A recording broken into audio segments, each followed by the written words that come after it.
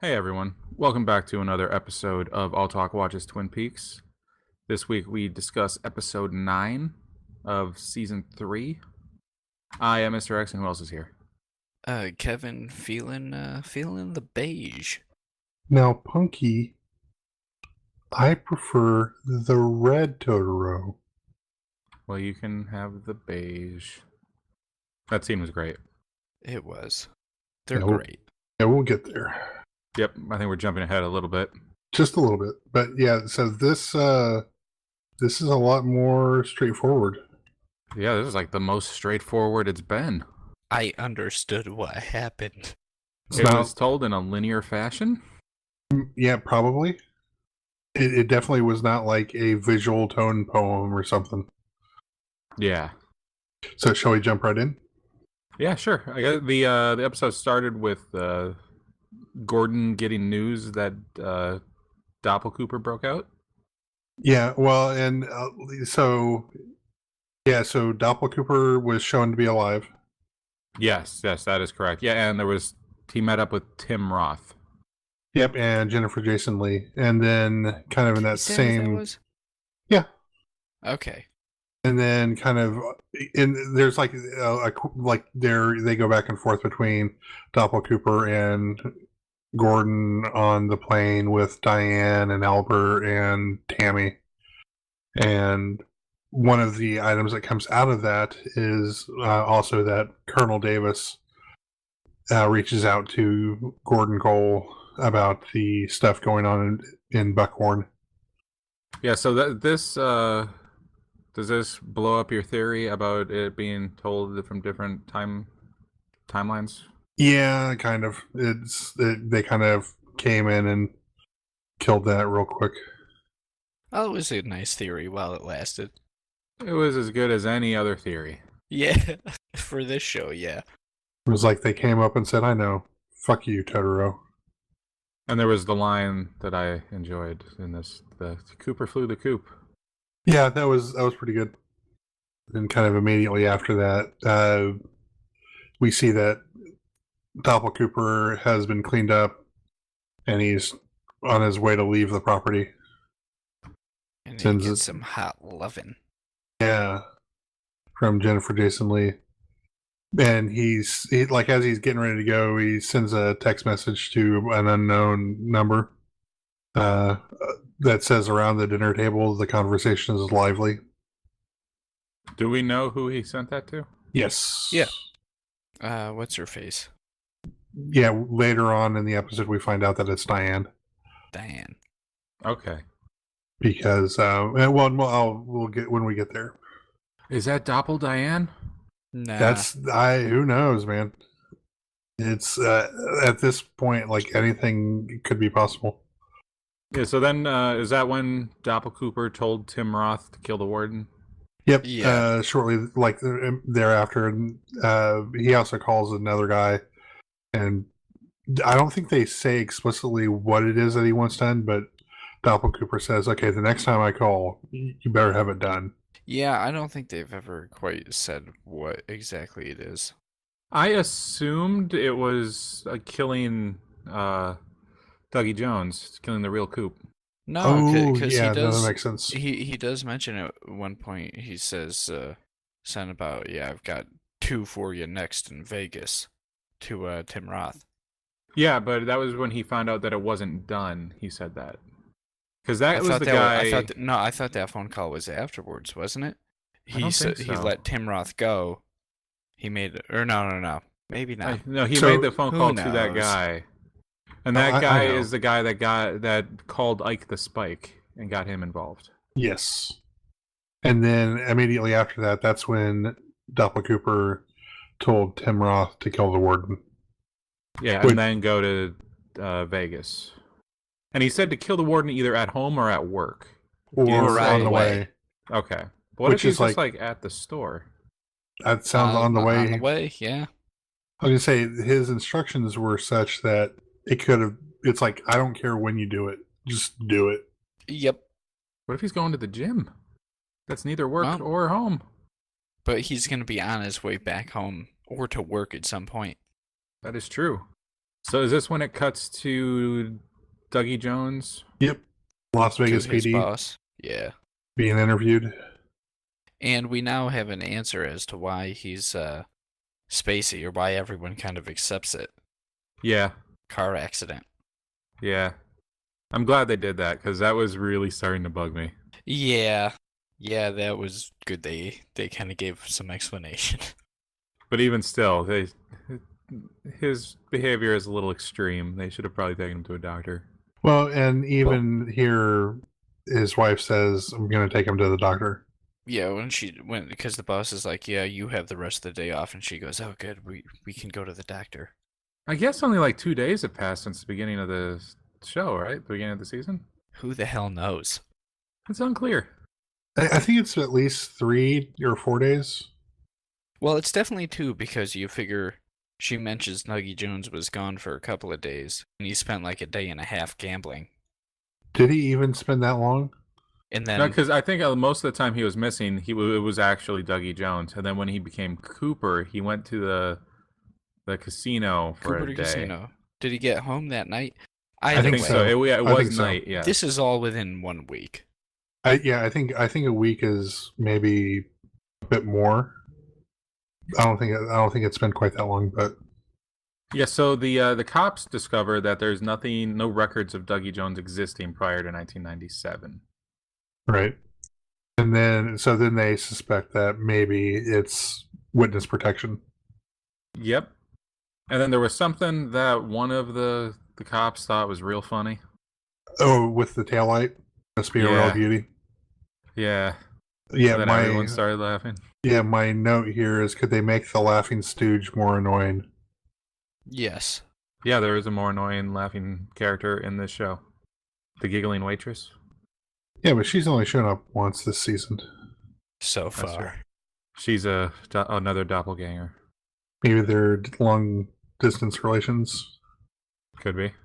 or long lost relatives. I mean, So yeah, then the cops then were kind of curious, I guess, as to who Dougie Jones is. So they swapped out his coffee cup and are going to get the prints done and DNA. and DNA. So that should flag the FBI and get them involved.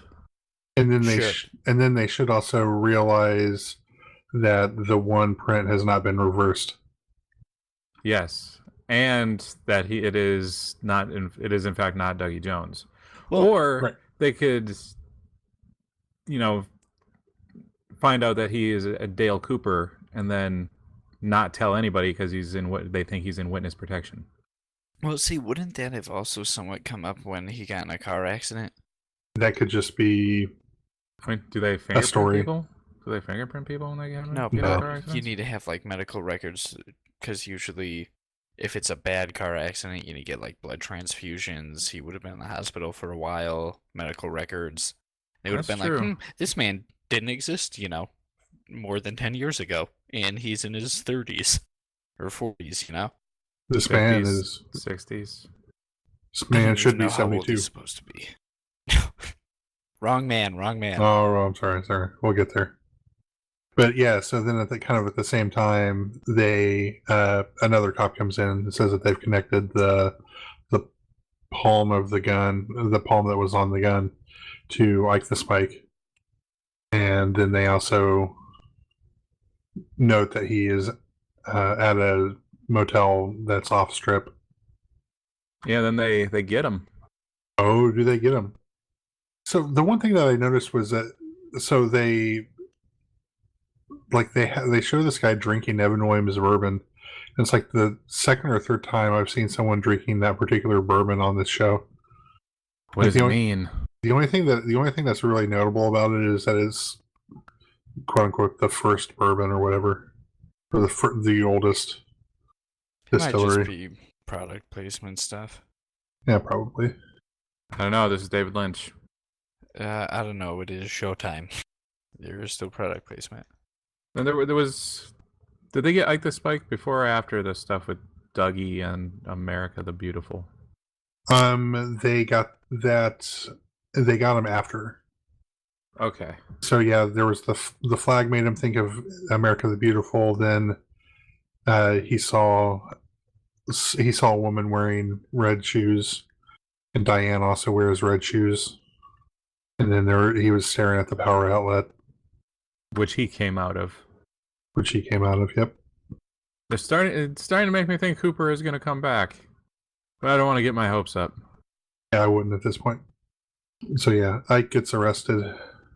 Oh, then that goes to Twin Peaks, right? Yep. And that's when Lucy and Andy are going through their furniture choice. Red versus beige. Lucy wants the beige chair. Andy wants the red chair. I love that they don't just... the red chair? Or did she want the beige chair? Who knows? She wanted... Yeah, I don't know. But I love that they were getting up to tell each other which chair they liked. Instead of... They were like 10 feet from each other. They could have just spoken. Oh, yeah. Yeah, that was great. Well, and I think that basically the reason why she got the chair that Andy liked was because Andy basically just said, "Okay, I understand you like the beige chair. Just get the beige chair." But he said it in like a really Andy way. So, and then my note there is, I wonder what an episode of an HGTV show would be like with these two. Oh my god, amazing. I'd watch it. The next scene, I have no idea what's going on. It's the one with Johnny and the guy running through the house. And then he runs into the wall. Yeah, I have no idea what that was. Have we seen them before? I don't know. I don't know. I have no clue. Yeah, I was really confused. And yeah, he like put a hole in the wall and there was blood and then Johnny! And then it cut away. Yeah, I didn't know what that was. I wonder if that's going to come into play at some point. I kind of hope it doesn't. That because that'd Just be complete hilarious. It was non-sequitur. just yeah. Complete non sequitur. Yeah, that'd be great. And then the next scene was like one of the most old school Twin Peaks in the soap opera kind of way. Was that the one where the cops showed up at Bobby Briggs' mom house? Yep. Do you want a cup of coffee? No. Yeah, that's where basically she tells them that Bobby would bring Hawk and Sheriff Truman to talk about Agent Cooper. But I didn't know this Sheriff Truman. Oh, yeah, of course. No, that's... Yeah, and then she has like a secret compartment on a chair. Everybody needs a secret compartment on a chair. I want that metal tube thingy. Is that real? That's a good question. If you know that that's real, like leave a comment or like tweet us or something, because it's like really neat. I mean, what would you keep in there? I don't know. Just a note.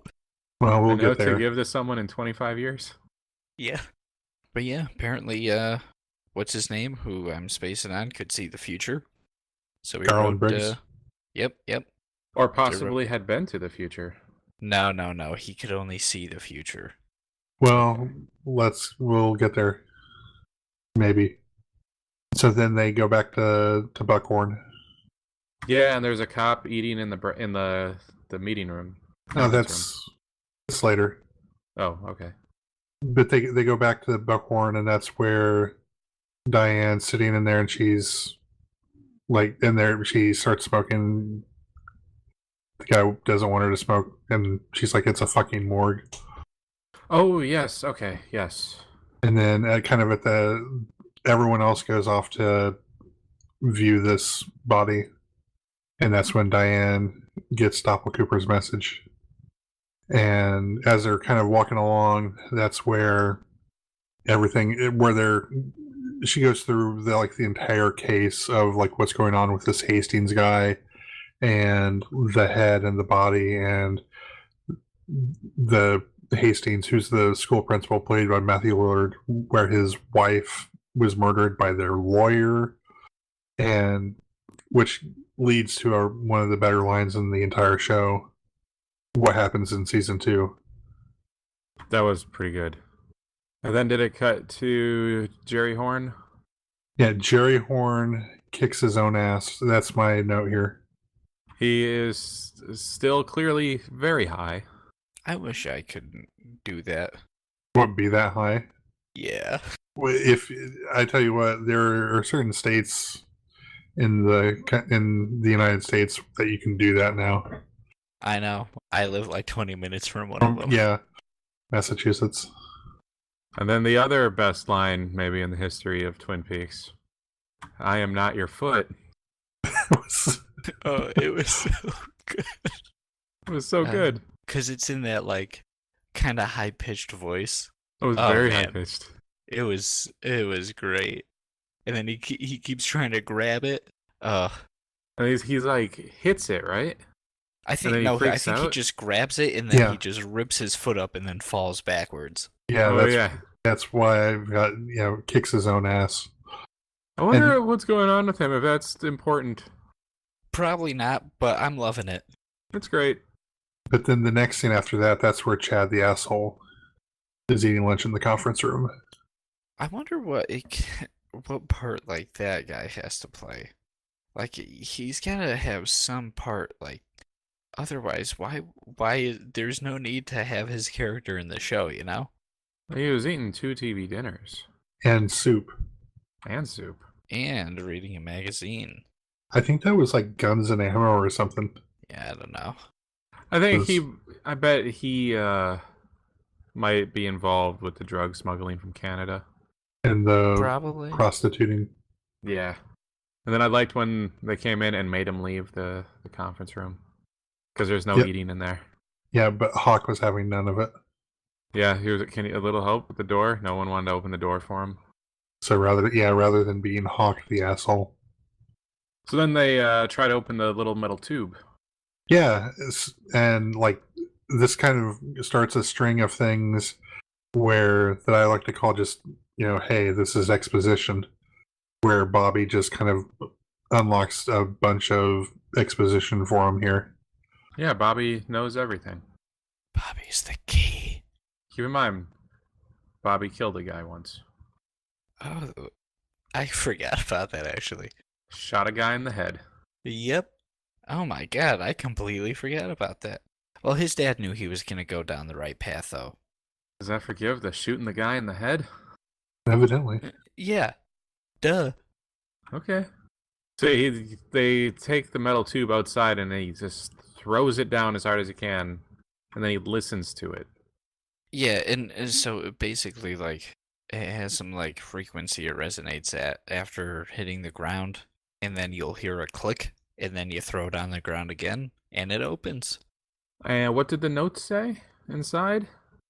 Okay, so what the note says inside is 253 yards east of Jackrabbit's Palace. Before leaving Jackrabbit's Palace, put some soil from that area in your pocket. Then there was a time and 2 dates. 2:53 and 10:1 and 10:2. So I assume that's October 1st, October 2nd. So initially they don't know what Jackrabbit's Palace means. But then Bobby's there to save the day again. From now on, I hope they realize that this brings a level of expectation anytime I see Bobby on screen from now on. He's like the Doctor from Doctor Who. He has all the answers. Yeah, but the Doctor also lies. That's true. And can regenerate because he's a Time Lord. But anyway, but yeah, so Bobby knows all about Jackrabbit's Palace because he named it Jackrabbit's Palace. I just realized something. So they say that 2 weeks from now they'll go do this thing. So they're going to have to move time along a little bit here, because if we're on episode 9, which is halfway through this revived series, and we're only they say that we're a week into it, I think that's being kind of liberal with the time. Then they're going to have to move time along a little bit. Yeah. And then that's when they also make the revelation of the Cooper message. So there are 2 Coopers. Yeah. They obviously don't understand the point of the Cooper. Right. I think there was actually even a part of another Cooper there on the paper. So I wonder if I guess technically there was 2.5 Coopers. Yeah, that's what I was thinking. I was like, oh wait, there's right now he definitely is acting like a half. Is this then where it cuts to them smoking to Gordon and Diane? Yep, sure is. Which I thought that was like such a weird scene, because, and then the other thing is like, during that scene I was kind of watching Tammy, and she just looks so uncomfortable, and she like is shifting around a lot, and it's like I was trying to understand like why she's shifting herself around so much. I don't know. Yeah, that was quite odd. Maybe she didn't like being around the smoking. Yeah, It's just doesn't possible. like want to be there or something. I mean, she probably just doesn't like Diane. Yeah, could be. I mean, from everything we've seen, no one has a reason to like Diane. Oh, something very obviously has happened to Diane, and I have especially with this whole revelation of she seems to be in contact with Doppel Cooper. I think that kind of that changes things, but I don't know how or why it changes things. You think she's in cahoots with him? I mean, I think it's possible. Is she an owl? Well, the owls are not what they seem. But then after this, they go and kind of cut to a questioning, like an interrogation room where Matthew Lillard as Principal Hastings is just crying. And then this kind of got really hard to watch because it was Shaggy? Shaggy. Norval Rogers was like Zoinks, hey Scoob, like we need to get the Major some coordinates. This was the first episode we found out about his blog, right? Yeah. Yes. So that was the thing that they kind of, when they were going through and they were talking about, when they were talking with the coroner about Major Briggs's body, and basically, yeah, he writes this blog with the school librarian or the local librarian about alternate universes and alternate dimensions. And that's like right before the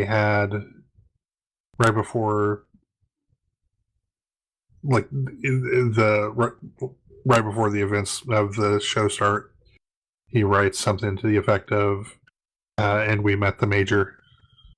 Yeah, then they gave him, the Major wanted coordinates, so he got them the coordinates. But he doesn't have them anymore. No. Because the girl, or the woman that he was having, I guess, an affair with, who was the librarian, had written him on her hand. And then this whole thing is kind of just, it's really hard to watch because he is literally constantly crying. Yeah. But one of the things he said that after he got the coordinates, the Major's head exploded or something? It was gone. Well, wasn't he like floating up or something? I'm guessing up. It was I can't even explain it. You weren't there. And it was beautiful, he said. So I'm guessing it was like in the previous episode where the, what's his name? The guy who floated up and had all the gold light coming out of his face. Was the giant? Yes, the giant. Or as he's now known, question marks. Yes, when question marks. So maybe the same thing happened to the Major. I mean, I think at a certain point, can't put anything past him. That wasn't the gold coming out of the giant wasn't Bob, right? Bob was created earlier in that episode.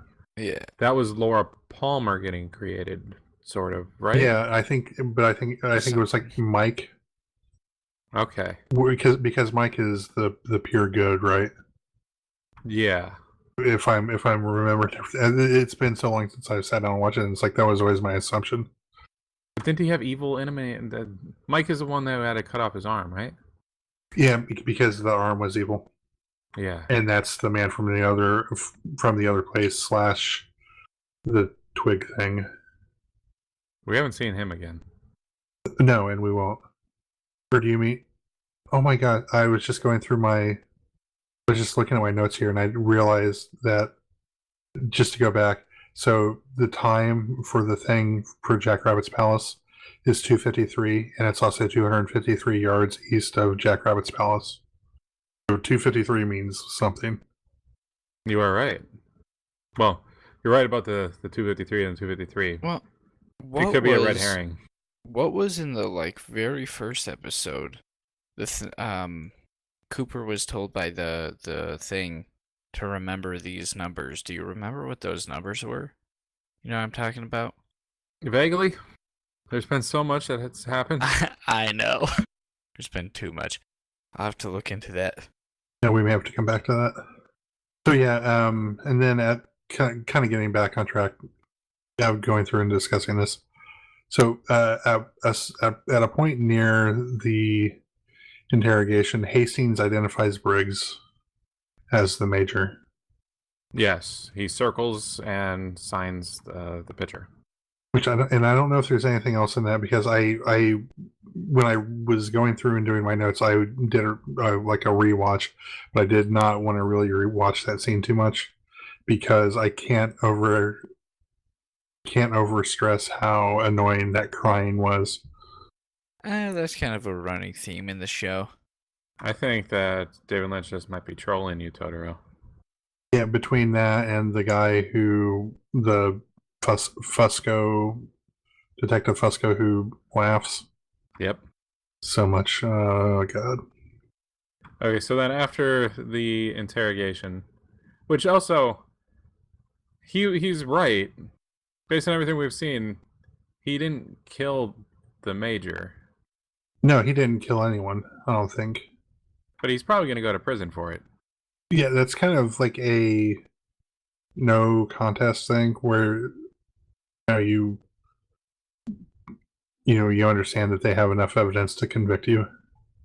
Unless maybe Cooper can somehow get involved.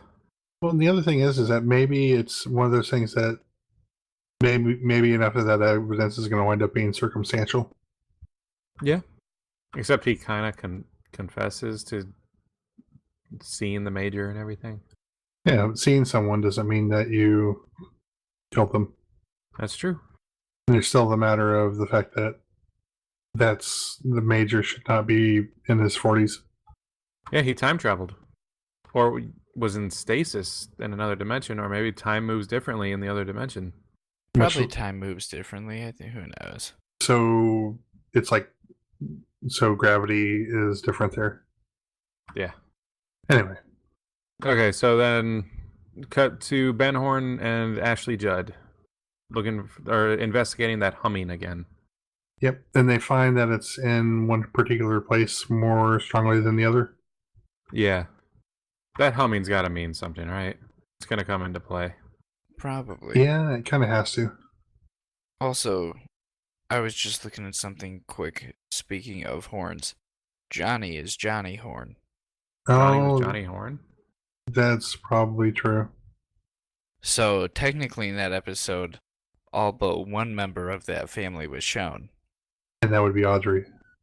Correct. Who was yelling Johnny? Mama Horn? Yeah. Okay, because I was sitting there and I think I looked at the credits and I saw that one of the horns was... He's in credits as Johnny Horn, yeah. Okay, there we go. Then that makes sense. Yep. And he's the one who has mental issues. So Audrey may be shown back up now that it looks like he's at least incapacitated or much worse. But yeah, there's a noise in one spot. Well, it's stronger in one spot than another, than in any other. So yeah, well, I'm interested to see where that goes. But and then the episode then cut to the Roadhouse again. Right, which is our traditional ending place. Well, almost ending and then ending. Yeah, sometimes there's a little conversation that happens at the Roadhouse, and then you watch a band play. I felt dirty after that conversation. Yeah, she had a rash. She's It flipping was burgers. Gross. And then they end with Au revoir, Simone playing music. Was that the name of the band? That is. Was I supposed to understand what was going on between the two druggies? No, they have a rash. Well, only one of them. Well, yeah. All she has to do is make burgers. This band played at the end of the 4th episode as well. I thought they seemed familiar. Okay. The song that they played in the 9th episode is called a Violent Yet Flammable World. That probably means something. It's significant, probably. Or not. Who knows? So yeah, we'll see what happens. Is there anything else we wanted to discuss with this particular episode? I think we covered pretty much everything. We did have a comment on our last YouTube video. Kevin, did you want to read that? I just posted it into our chat. Yes. So this is from YouTube user and friend of the show, Mickey's Stopwatch. So, I have no idea what the first series of letters means. As far as I know. AFAIK. As far as I know. That makes sense. As far as I know, the general consensus is that the woodsmen are the spirits of the 8 loggers who died in the 1902 log fire around Twin Peaks. From The Secret History. Is that the book? That's the book. Okay. The most of them we've seen are the 8 at the convenience store. It's just conjecture, but it makes enough sense to believe until proven otherwise. I don't know that it does make sense, because they're showing up like all over the place, nowhere near Twin Peaks. Yeah, but I mean, like, so did everything else in that episode that had to do with Twin Peaks. Like the other place in the Giant Man. Well, that was a lot in another dimension. Yeah, but they're all from other dimensions. But the woodsmen, I guess, they're ghosts, right? I don't know. Are they? Or have they been co-opted? Are they like the Nazgul? I don't know. I don't know what's happening. I think I'm high. The Nazgul? I like the Nazgul. Yeah, thanks for leaving the comment. And then Rosenfield10 also thanked us for acknowledging his comments, and just wanted to continue to say thank you for leaving them. Yeah, leave some more comments. We will read them on the podcast. So, X, I know that I think you and I both bought The Secret History of Twin Peaks. Have you had a chance to crack that open yet, or? No, I haven't. Okay, I was just wondering. Have you had a chance to? I looked at the first page and just to kind of make sure that my Kindle was working. Yeah, I bought the hardcover. We'll figure out how we're gonna do that and discuss that. Yeah, I think that pretty much wraps everything up. Anything else you want to add before I wrap up the show? No, I think just go ahead unless Kevin has anything. Still just really confused.